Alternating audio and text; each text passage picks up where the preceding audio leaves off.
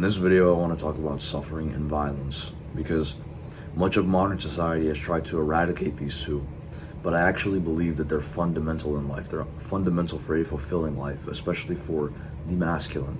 First and foremost, why do we need suffering? Why do we need violence? What makes these necessary components of life?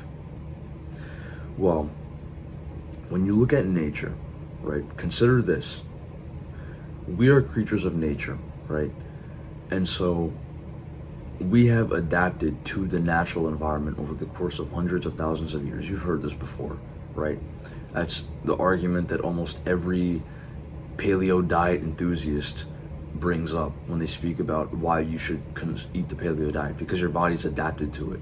Supposedly the body is adapted to the paleo diet for hundreds of thousands of years.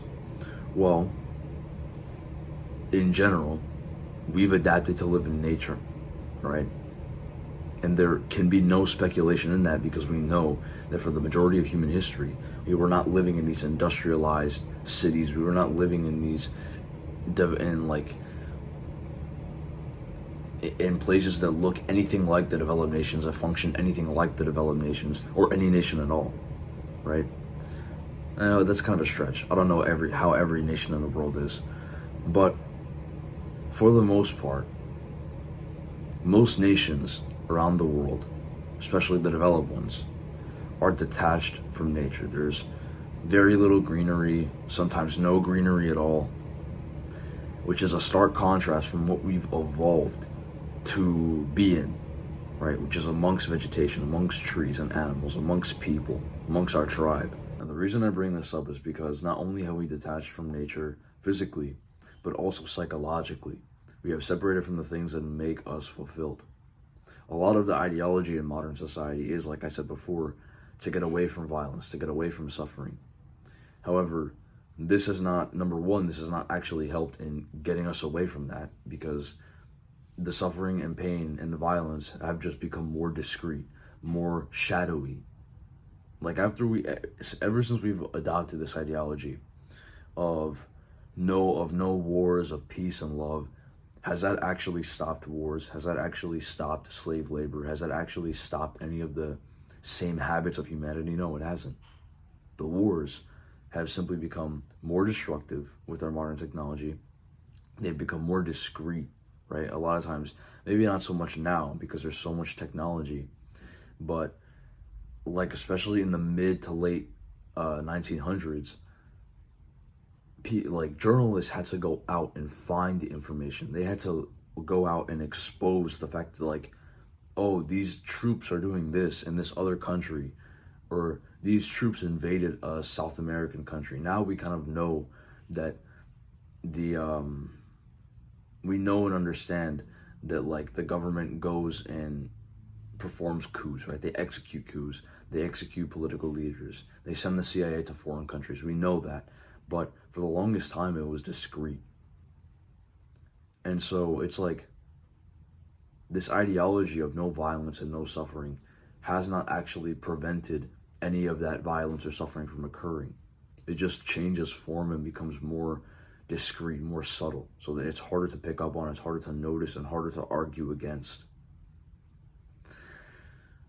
The solution is not to eradicate violence and suffering completely, but rather for us to experience it. Violence and suffering are necessary for finding fulfillment, because the masculine desires struggle. It desires purpose. It desires the achievement of greatness, and these are impossible without violence and without struggle. There is literally no way for you to achieve like this higher version of yourself without first destroying yourself, to the point where when you reach this higher goal, you look back at through your memories and pictures, and you don't even recognize yourself. You become like a completely different person, because you destroyed yourself. You destroyed yourself and put something new. Kind of like that. I'm sure you've seen that sculpture. It's the one where the guy's like up here. He's like all like jacked. He has like a perfect body, and then in the bottom half, he's like with the hammer and the little like nail sculpting himself. That is essentially the act of self-destruction. You're enduring struggle and enduring pain in order to become that final product, in order to achieve that final purpose. And that is the most fulfilling thing someone can experience. It is not by being so like peaceful and loving that we will achieve the highest version of ourselves, that we will become better people. It is through struggle and pain. It is through violence. But this does not mean that I'm for war, because war is the act of you fighting someone else's battles. It's the act of you going to another country, killing people, putting yourself at risk of getting killed for the sake of somebody else's goal. And this is like, that is not the way, because you're being taken advantage of. In that situation, you are not becoming your greatest self.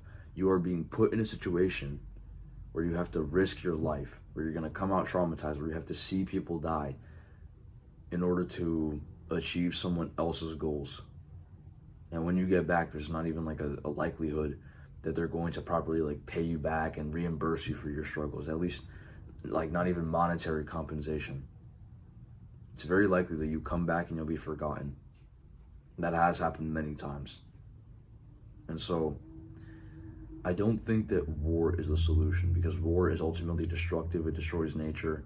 There's a whole bunch of negative consequences. I'm not promoting war with this video. What I'm saying is that the people should not get used to having this ideology of peace and love to the point, right? I'm not saying that we shouldn't have it at all, but we should not let it get to the point where we say, okay, let's eradicate suffering and violence completely because these are bad.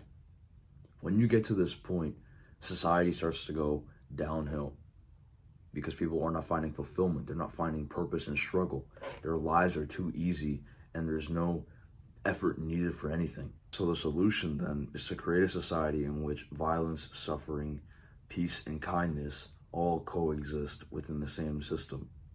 So for example, take a life in nature, right? Like, let's just imagine you're in a tribe, that you're with your community, you know, you have a loving community, a loving family, you're talking with people. Every time that you interact with your tribe, it's always a joyous experience, right? Obviously they're human, so here and there are a few arguments, here and there's like disagreements, but for the most part, 90% of the time, there is peace, love, and kindness. And then when you go out into nature, you are now exposed to the threat of having bad weather, like a really bad thunderstorm passing through, or a really big animal that you're not ready to fight passing through. You have the threat of being poisoned by either plants or animals themselves. You have the threat of a whole bunch of things happening to you. You can die in a whole number of ways, and you can struggle in a whole number of ways. In nature, there is never a moment where you're like fully, like there's no days where you get to be like fully sedentary, where you get to just like fucking chill and lay back. Every day it is a struggle to find meat, a struggle to find food, a struggle to, you know, keep the tribe alive. And that struggle creates fulfillment.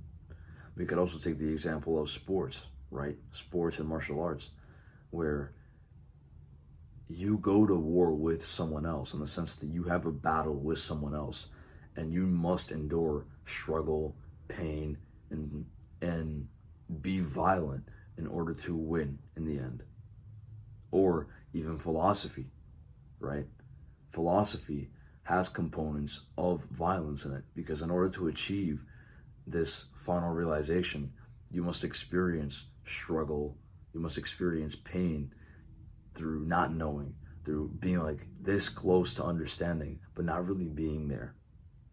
And I know some people will disagree with that. Some people will disagree